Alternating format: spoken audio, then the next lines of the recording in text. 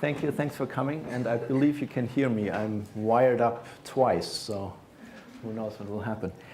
So I will give you a very broad overview of how thinking about Soviet history has changed after 1991, after the breakdown of the Soviet Union, which is connected to a book I had hoped I would be able to bring at least as show and tell, but it's not out yet, so production took longer than hoped, so that will come up. I will spend a little bit more time on the revolutionary period because that is what many of you teach, but I will not stay there. There is an entire lecture on the Russian Revolution I did last year, which is a link to that lecture to a recording is on my website, which is easy to remember because it's just my name. So here's the outline. So I'll talk a little bit about what the major shift really is in terms of thinking about the significance of the Soviet Union after it imploded. That's where I begin. I'll talk about three reactions to 1991 and then how we might reconfigure the history of the Soviet Union. I'll talk a little bit about major themes I develop in this book and a chronology which I created in order to compress things because my brief was to write a short book, a book which can be used in the 21st century classroom rather than the really big books which are basically no longer useful in the university classroom, in the undergraduate classroom today. And then I'll spend a little bit of time on the revolutionary period, the upheaval, the breakdown of the old empire and the reconstruction of the new one, and then walk fairly quickly through the 30s and the Second World War, and spend a little bit of time in mature socialism, if you like, that is post-Stalinist society, before I talk a little bit about moving from the Soviet Union to Russia today, about imperial hangover and feeling sad about the disappearance of the Soviet Union. So before 1991, you know, if we simplify quite massively, there were two major interpretive questions for historians of the Soviet Union. One was about origin and the other about destination. So the one big historiographical fights were about the Russian Revolution, whether or not it was a revolution or a coup, if it was legitimate or not legitimate, if it was, you know, if somehow the Bolsheviks stole the empire from a democratic revolution. Did it have to happen? Was this the big course of history which led to the revolution, or was it just a bit of bad luck that Lenin took over? So what was at stake in that debate was really the legitimacy of an existing state and the legitimacy of this existing state's foundational myth, the myth that the Great October Revolution was a massive popular uprising which brought a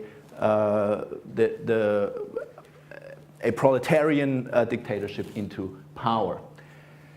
So that was the one very political debate, and the other one was about destination, namely Stalinism. What happens after the revolution, of course, is that eventually we get to Stalinism, and by Stalinism very often this meant 2 years, 37, 38, right? The Great Terror, it meant the Gulag. For detractors, it never meant the Second World War, which is interesting because that's, of course, you know, they won. But that Stalinism was a problem for anybody who embraced the Soviet Union as a positive project, because you end up very few people. There are some, but very few people would have embraced Stalinism without reservations. So the question then becomes, you know, was that inevitable? Did Stalinism have to happen, or was that a little bit of bad luck, right?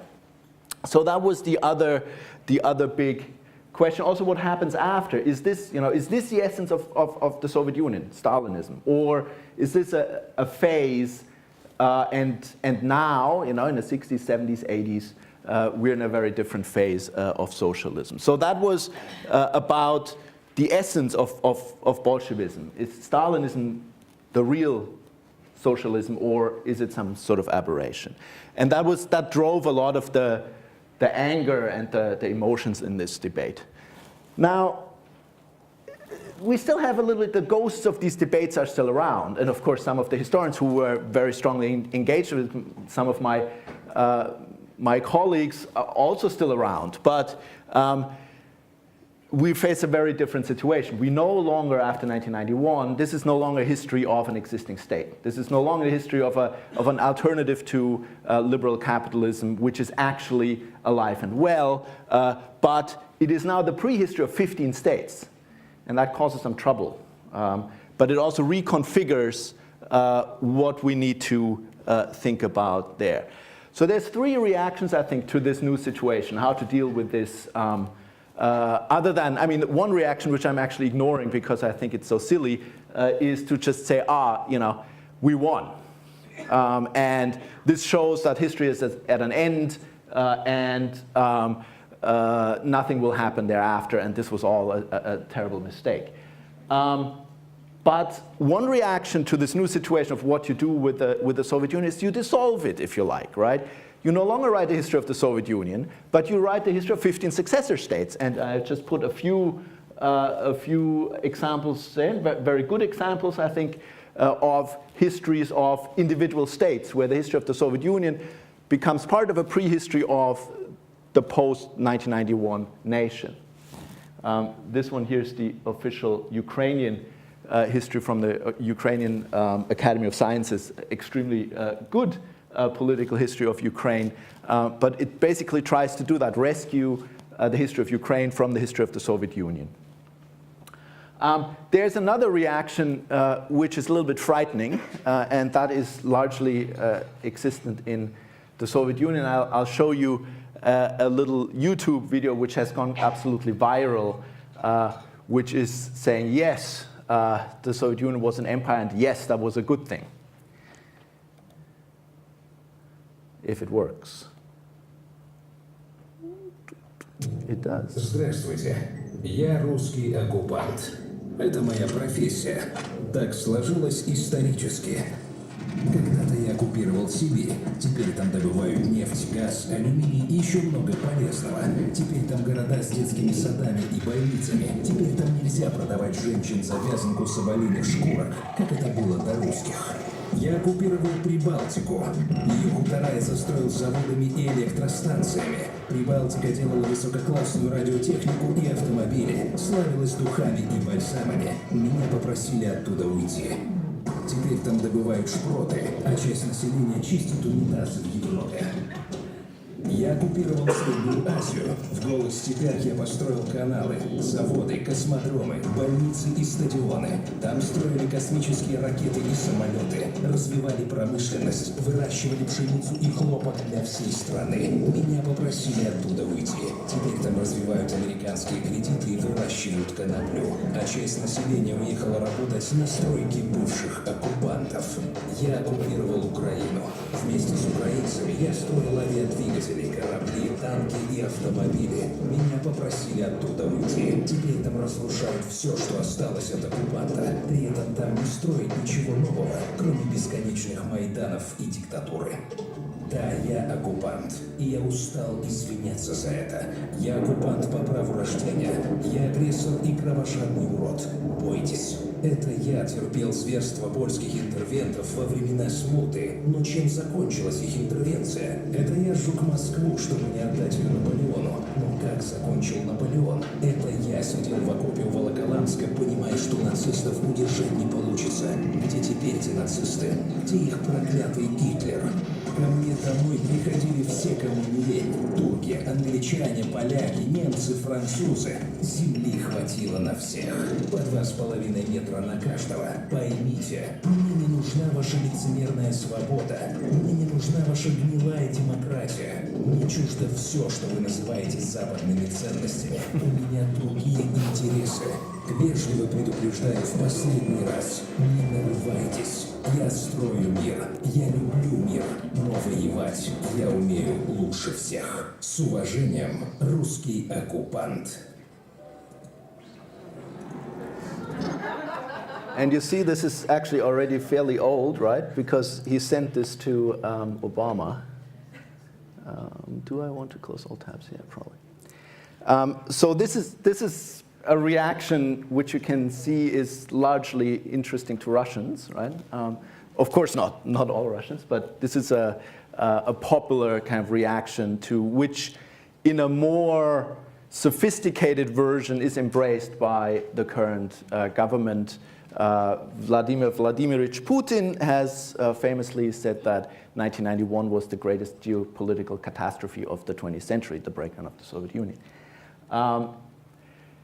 Another reaction was, and that's really the one I'm picking up on, is to think about the Soviet Union not as part of the history of Russia, but as a history of an empire, of a multinational empire.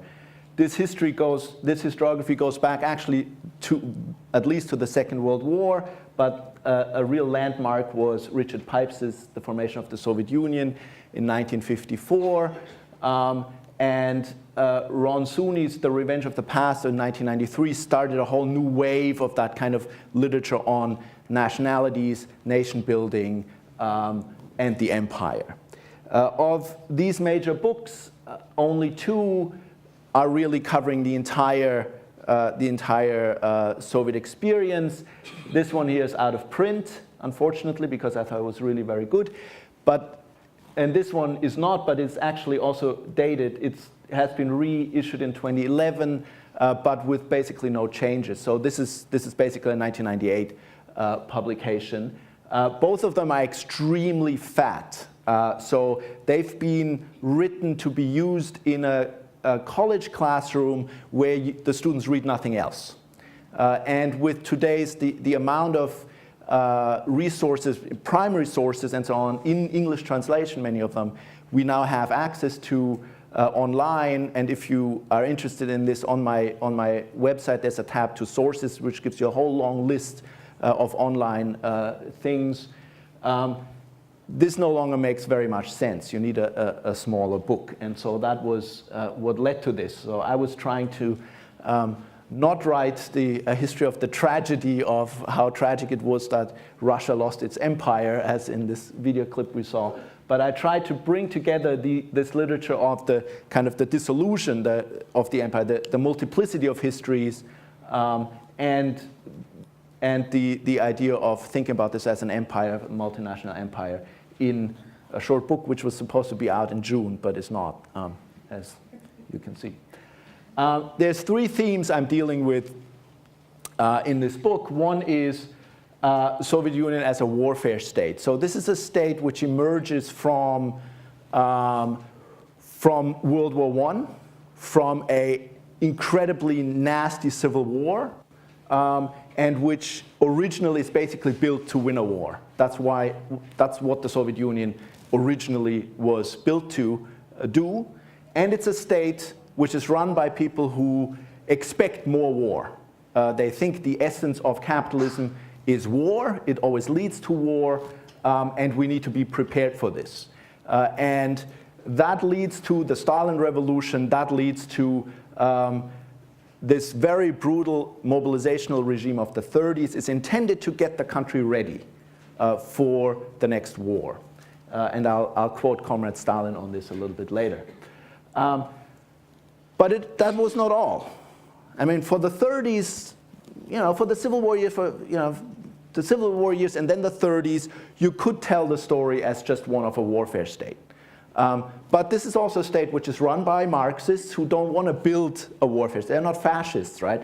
They want to build socialism or communism, which in the end then meant that they built some version of a welfare state, one which looked after the population, where your job was fairly guaranteed, where housing would be provided, where healthcare would be provided, and so on.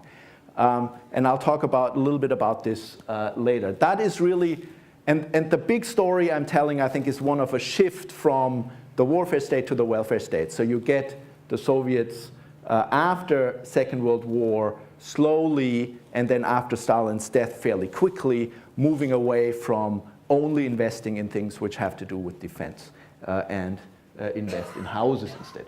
And this is unfortunately very dark, but what holds the multiplicity of these national histories which develop under the framework of the Soviet Union together is empire. This is the chronology I'm using, and as I said, I will spend a little bit more time today on this first age of violence, and I will basically not talk about part 5, but if you like, we can use the discussion for this. So the first age of violence begins really with a major war against Japan, which goes terribly wrong, goes poorly, and triggers the first revolution. And in many ways, that is a whole decade of crisis before World War I comes onto the scene and then really exacerbates the crisis quite massively. So in the late 19th century, or the mid-19th century actually, and the early 20th century, this empire, which was one of the arguably the most successful empire, certainly the most successful land empire since the Mongols, is in crisis. This was the biggest country in Europe, in the world, in fact. It still is. Even the shortened, the abbreviated Russia of today is still the largest state in the world. It had been built with very poor material and human resources. This is not a highly educated society. This is not one with a lot of resources, and it's one which is absolutely prone to invasion because there are no natural boundaries. So they were surrounded by aggressive neighbors, and they dealt with this by basically creating an early version of a warfare state where everything is geared towards expansion and war. So the economic basis of this is serfdom, and then the political basis of this is that the non-serf elites are harnessed to work for the state and are absolutely reliant on the Tsar in their everyday lives. This was very successful, right? But runs into terrible trouble in the 19th century because they're now facing competitors who have overseas empires and who have industrialization and have national armies very often. So the dual revolution, so the innovation of the French Revolution, the political revolution coming out of France and the industrial revolution coming out of Britain really changed this, and it becomes very clear that the Tsarist empire cannot compete with these new competitors, and something needs to be done. But when they then try to do something about it, abolition of serfdom, military reform, industrialization, that only exacerbates the problems because now they get a more educated population. They get a peasantry who wants more land. They get an intelligentsia who is unhappy with the lack of civil liberties, and so on and so on and so on. They get a very highly concentrated, very quickly, very militant working class. So instead of solving the problems, they multiply them, and that is basically the moment at which they then go to war again, World War I, after the first big crisis in 1945-6 has been smoothed over with some concessions. but the real issues are not solved by the time they go to war. The war just increases all of these problems. It leads to an incredible economic boom, but that economic boom leads to incredible social dislocation. It leads to, as you see here this shows you the circulation of money, unbelievable inflation. The war goes very poorly, and the Germans and the Austrians occupy much of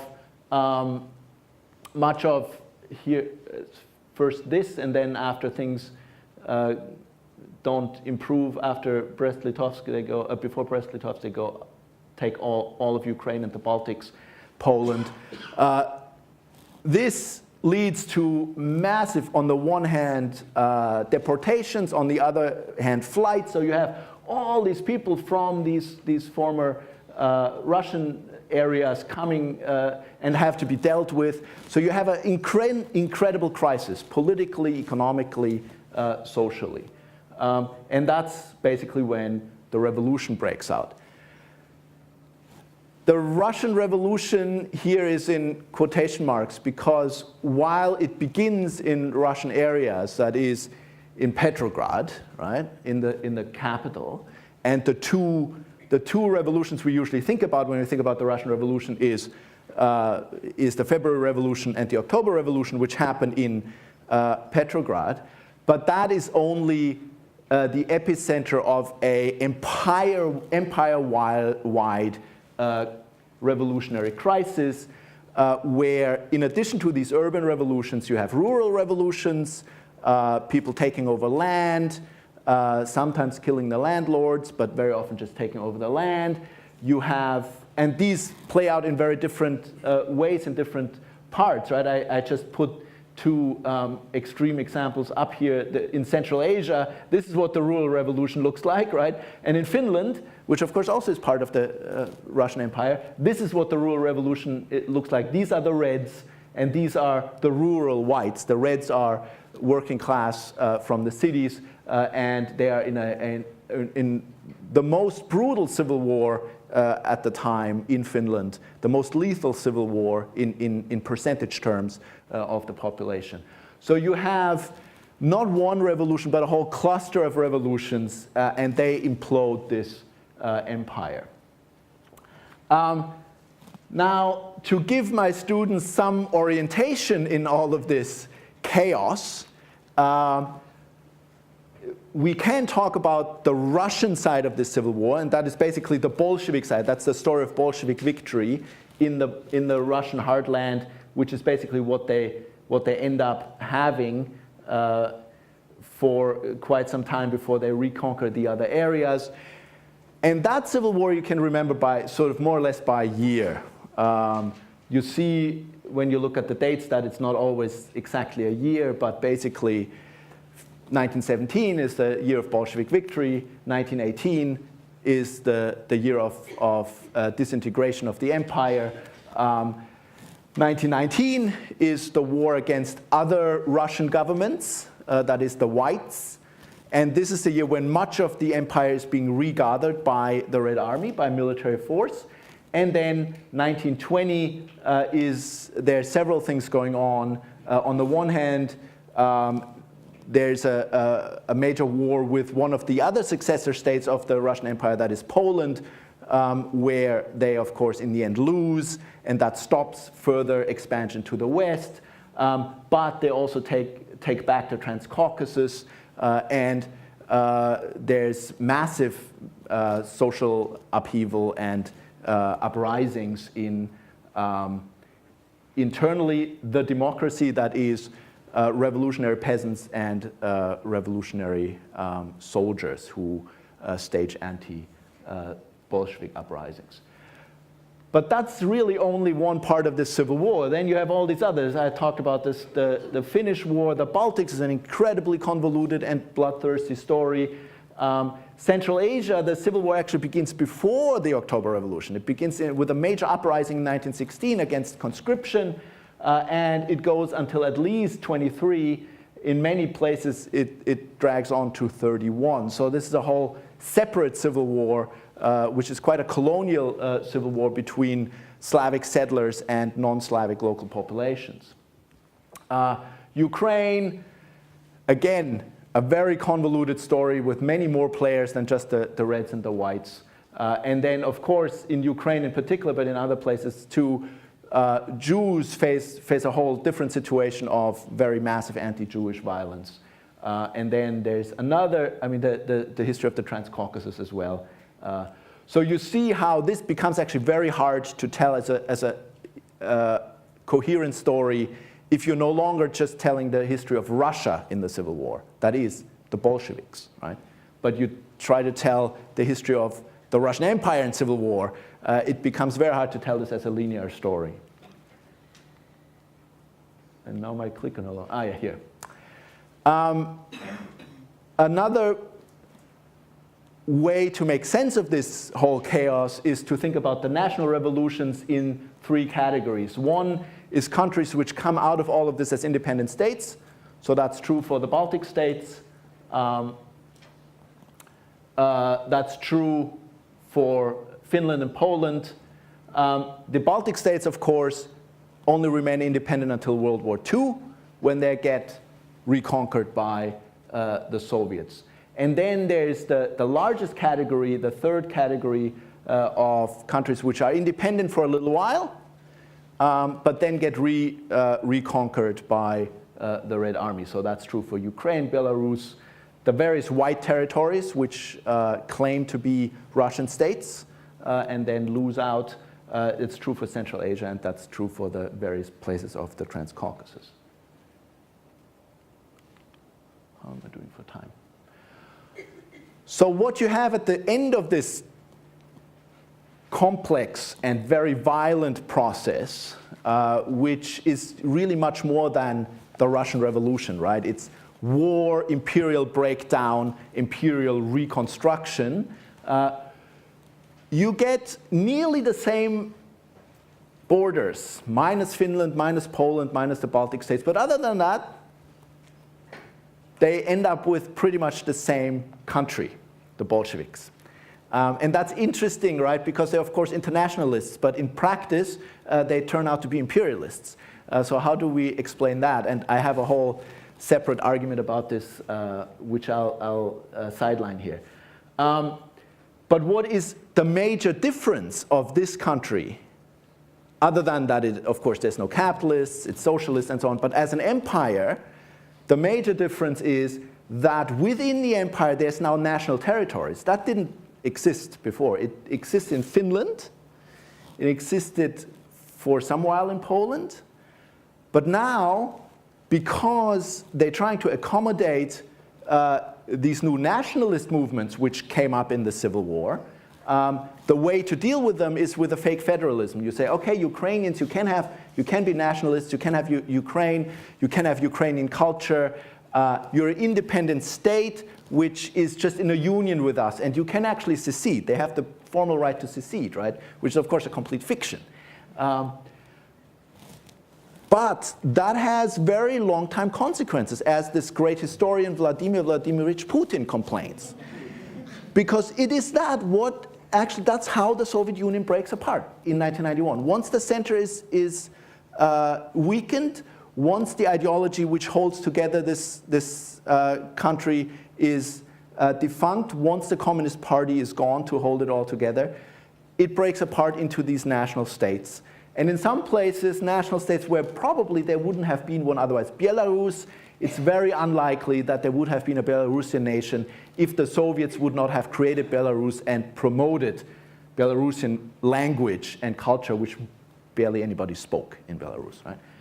That's not always the case. I mean, it's quite different in Ukraine, for example. But so this period is absolutely essential for today, for the kind of situation we're facing after 1991, because by and large, with some exceptions and some details which change, but by and large, this is where these new countries take shape, which then become independent in 1991.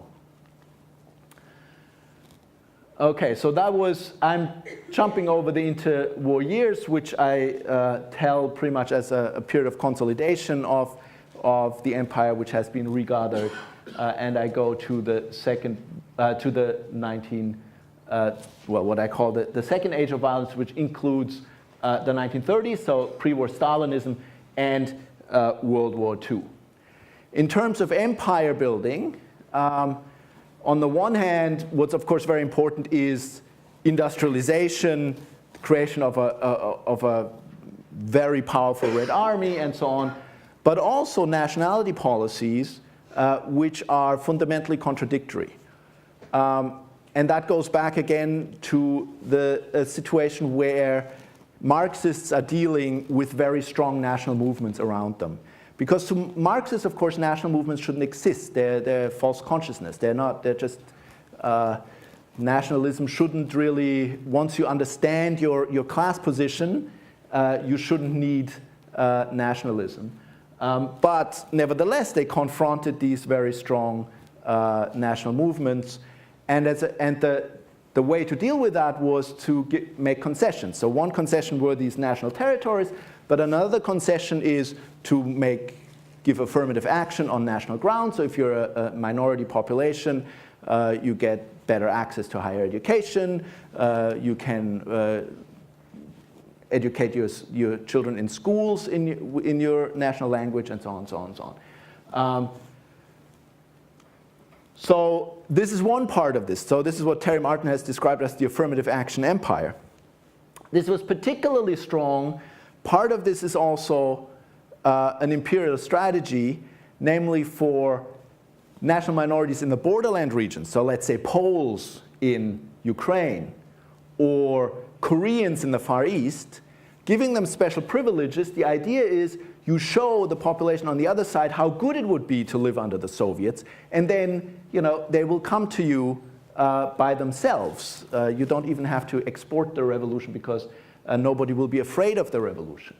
But then once the danger of real war becomes more and more acute, this same logic shifts in the mind of the leadership, in particular in the mind of Stalin, the most suspicious of them all, but he's not alone in this. And so what they had seen as potential wedges into, let's say, Poland, now they see as potential fifth columnists. So there's all these Poles in Ukraine who actually have a fairly strong national consciousness because there were affirmative action for Poles, there was education in Polish, there was, culture in the Polish language and so on. That looks very suspicious suddenly. There's all these nationally conscious Poles, and on the other side of the border is Pilsudski. And Poland is a real threat, at least in the imagination of the Soviets for a very long time, until Hitler comes along. And so what you do with these people? Well, you deport them. So the same logic then shifts to deportation, ethnic cleansing, and in fact, killing operations in the Great Terror, which are national. So there's national operations where they go after the elites in particular of minority populations. The other big story of the 30s is, so all of this is in anticipation of war, right? You want these populations away from the border because there will be war. And then they will fight on the other side, or will shoot you in the back, and so on. But the other thing, of course, what you need to do if you prepare for war is you need to have a strong army. And last time, World War I, and even in 1945, you saw what happens if you don't have a strong army and have no modern army. And that means massive industrialization, and that means building up the Red Army. And that's the other big story of the 1930s. And here's a very famous Stalin quotation where he makes the point, where he basically makes the point, we're in the same situation as the Tsarist Empire. We need to learn from history, comrades, right? Last time we were beaten, and we were beaten again and again. Beaten, beaten, beaten. By the Poles, by, the Germans, by everybody. Everybody beat us because we're backward, and we will stop this because we will not be beaten again. And hence, cost it what it may, we will have industrialization and we'll have a strong country. And that's basically, he's reformulating the dilemma of the Russian Empire, and he's also reformulating in many ways a modern version of the way the Tsarist Empire had dealt with this problem, and that is a new service class of committed communists who are better educated, but who can also, parachute, jump, and shoot, and do all of these things, read a map in case of war.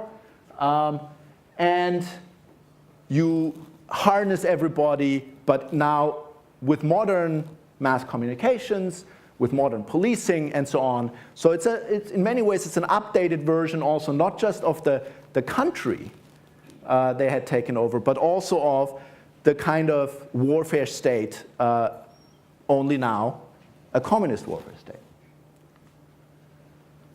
And then war, of course, comes. The war we usually think about is what I have here as the second and third, the third and fourth phase. That is the war against Germany, this war here. Glory to the Red Army. The defensive war, the Great Patriotic War, which begins in the summer of 1922. If you look at the Second World War from Europe, of course, the war begins in 1939, right? 1st of September when the Germans go into Poland. But if you look at it from Asia, it begins in 1937. So when war breaks out in earnest breaks out between Japan and China, that war goes on the entire time, right? That is before the war happens in Europe. So for Chinese and Japanese, World War II really begins in 1937. And the Soviets are engaged in this war from the beginning. So they fight a defensive war in the East. Partially they do this by proxy, by supporting the Chinese government, sending weapons, sending military advisors, sending airmen. Some Soviets die there fighting. But they also fight two actual big battles, which are often forgotten: undeclared border war with Japan, Lake Khasan and Khalkhin Gol, 38 and 39, which are absolutely essential for the history of the Second World War, because they convince Tokyo that it's too hard to attack the Soviets.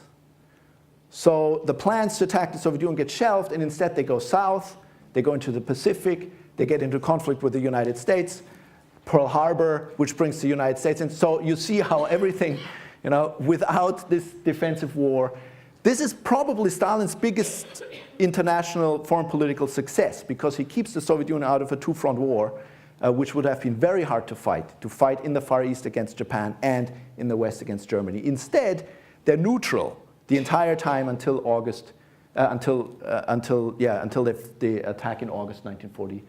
So they're neutral in the war in the Pacific, right, which is an interesting situation.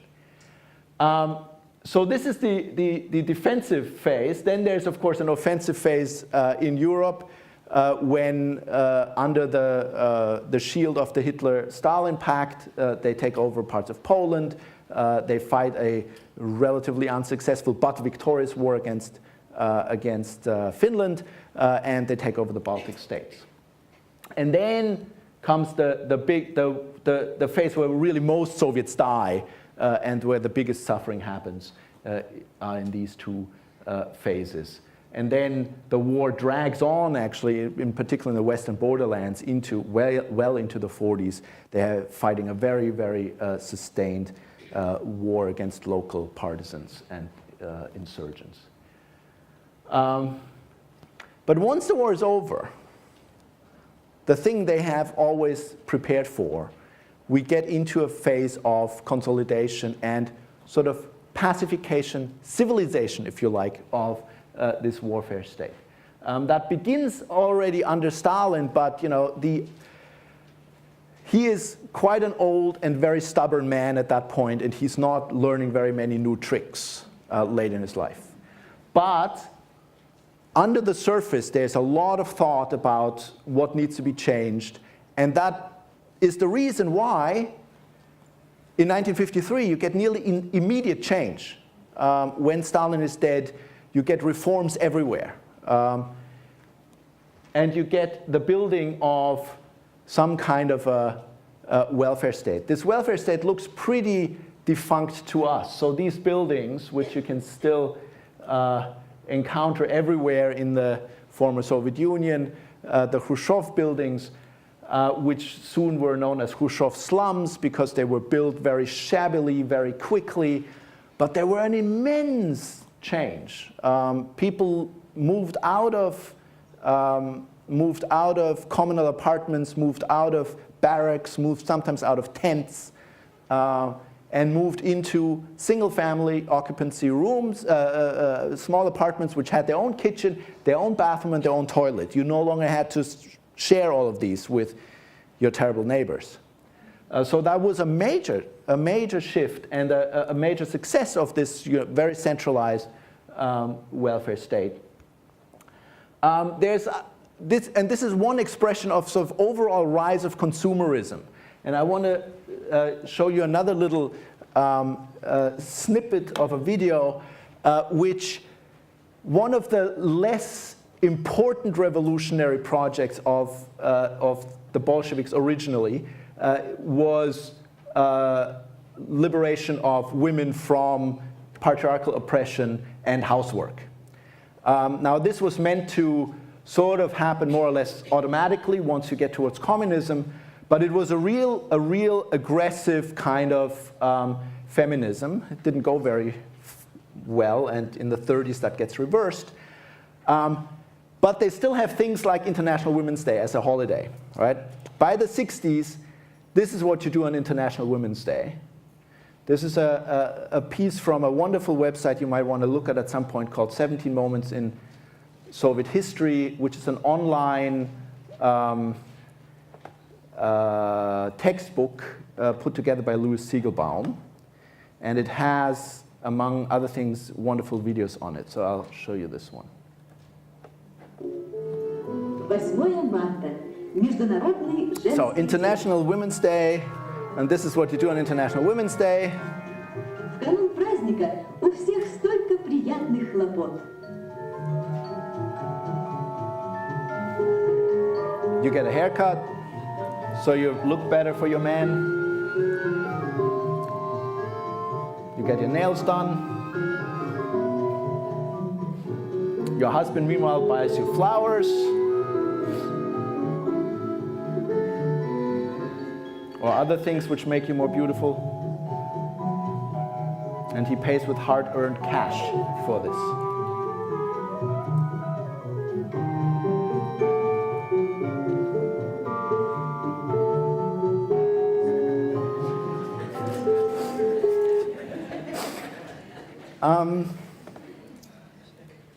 So this is very much, that's quite a different society from the Stalinist one, but some things seem to never change, and that's lines. And that's because what doesn't change is the basic structure of the economy. The basic structure of the economy, which produces one thing, which is shortages in consumer goods. The things it's really good for, producing tanks, military equipment, flying people to the moon and so on, not to the moon, but into space. This is because there is real feedback mechanisms between the consumers of this hardware and the political leadership. So if they build a bad tank, they will learn very quickly, and people will, get into real trouble. If they, if they produce poor quality toilet paper, there's no feedback mechanism. Nobody will go to Comrade Stalin and say, this is really terrible, right? So that explains why certain things work really well in the Soviet Union, others don't. And then the whole way distribution is set up also leads to this. So this kind of welfare state constantly is working under a situation where there's constant lack of everything, and you spend, this is during working hours, of course, right? So you spend a lot of time standing in line. Very often this is the women doing this. There's the occasional man standing in line. To just get stuff for daily life. So this is never this is a consumer society in a certain way, but never one where consumerism is easy. It's pretty hard. Car ownership, there's a whole book by Louis Siegelbaum on car ownership. which, you know, by the 50s, 60s, 70s becomes by the 70s it's certainly a mass phenomenon. But it's really hard to own a car because, you know, to fix the car is this whole own thing. Often just to get petrol might be troublesome. Then all of this breaks down, and there we could have a whole long discussion about did it have to, could it have gone on, and so on. I'll jump over that. We don't need that at this point. But in Russia today, as we've seen with this frightening video earlier, where it said, "Be very afraid," there is quite some nostalgia for this empire. And part of the reason for this, I mean, there is the kind of just the nostalgia for we were somebody, everybody was afraid, and now nobody is anymore, although this seems to be changing slowly.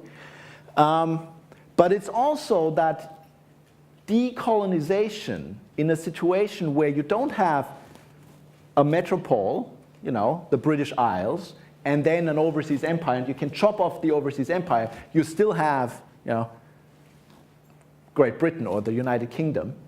In Russia, this is much harder. Where is the border between Russia and the empire?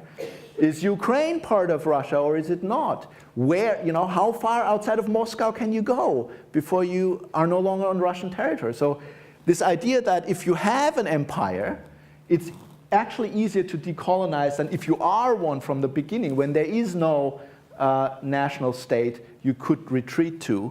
And other than feeling that you know, things have been chopped away from you. And that's the big challenge at the moment today in Russia really is to get over that hangover and this nostalgia for this empire, because, you know, it has been a quarter of a century now, right? So this is probably not going, well, who knows? I'm not going to predict anything. But that's the big problem for Russian, even a positive Russian nationalism is really hard to develop because there was never a Russian state which was not an empire.